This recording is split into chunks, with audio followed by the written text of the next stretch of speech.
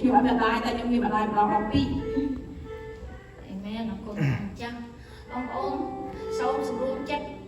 ដើម្បីចង់ទៅលើព្រះអង្គចាស់ដែលបទចម្រៀងនេះគឺសិតតែព្រះបន្ទូលចាសូមអរគុណហើយបទនេះអ្នកមីងហុងបាត់រឿងចាសូមនៅចិត្តព្រះអង្គលេខ19សភៅចាស់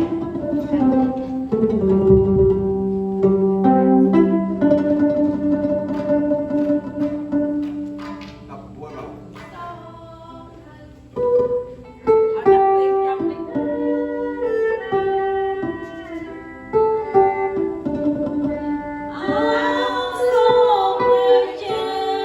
Mì Gõ để